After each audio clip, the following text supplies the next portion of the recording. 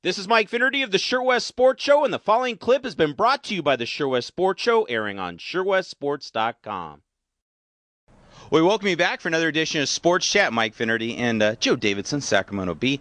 And, playoffs, baseball, softball, but it's not just that. It's soccer, boys volleyball. It's everything going on right now, Joe. And let's talk some baseball. Let's talk some softball.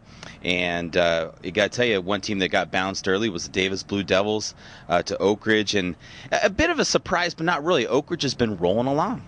I'm very impressed with Oak Ridge, and on our radio show we had Todd Melton, their coach, and he said, we just grind it out. Don't have a lot of Division I scholarship guys. They're new to the Division I field. They show that they belong. They'll be around next year as well. So will Davis. Ben Eccles is only a junior. He struck out 11 against Oak Ridge the other day.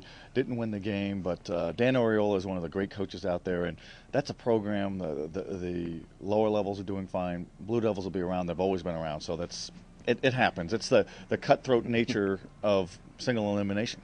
Well, when we talked about Division I all year long, and you knew people were going to have to lose at some point because you have Pleasant Grove, Elk Grove, Jesuit, of course you have Oak Ridge and Davis, so they're going to start to fall by the wayside, but Davis is that first one to go, and of course we talk about Division II. We know the 2 of 3 series there. It has Rockland and Del Campo, and the other side has Roseville and Wood Creek, so 3 of the 4 from the SFL, so it'll be interesting to see who makes it out of there.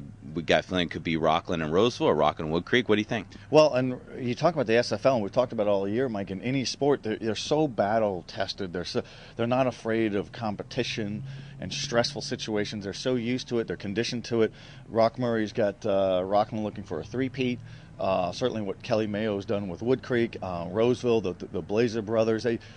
That's how strong it is. And so is that going to slow down next year? I don't think so. So no surprise there. That's you were saying all year, look for the strength of the SFL 1, 2, and 3. Well, let's talk about another subject. We announced this past week our SureWest Sports Show Male and Female Athletes of the Year.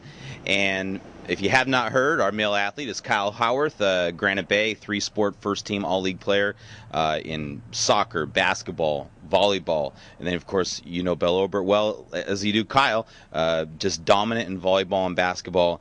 And we're very proud to give our award to them and honor them for not only what they do, Joe, on the field, but off the field. 2 tremendous players. I think so. Those are terrific choices. And I know you agonized over it. You have all this criteria, and you got you're talking 90 schools and a lot of players, and you're looking for seniors. And what stood out for these two, as we've talked about them all year, great leadership, great character, great students. Belle Obert is so revered by her teammates and her rival coaches. That always speaks volumes. Like, okay, they really know who Belle Obert is. Dominating at the net, tough on the boards. How are you going to, she's just a dominating player and good kid.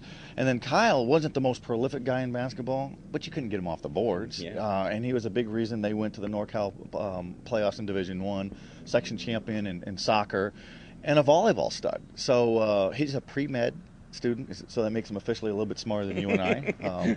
A lot smarter than me, I'll tell you that. That's right. Inspired by his grandfather, who was a doctor, so he's going to UC Davis. Might play something over there.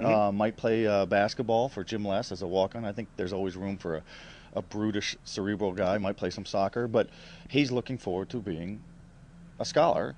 He'll always play something, intramurals. I mean, that's the kind of guy you want. And then you got Belle Obert, who's going to Butler to play volleyball. So terrific. I think she could have been a Division I basketball player too. That's how good they are. So good choices. Yeah, they did say that she did get an offer. I'll leave the school out, but she did get a basketball scholarship offer, Division I believe. So we know that they can do lots of good things, and it's those people who are going to go on and do great things in society. So again, congratulations to Kyle Howarth and Belle Obert, our male and female SureWest Sports Show Athletes of the Year.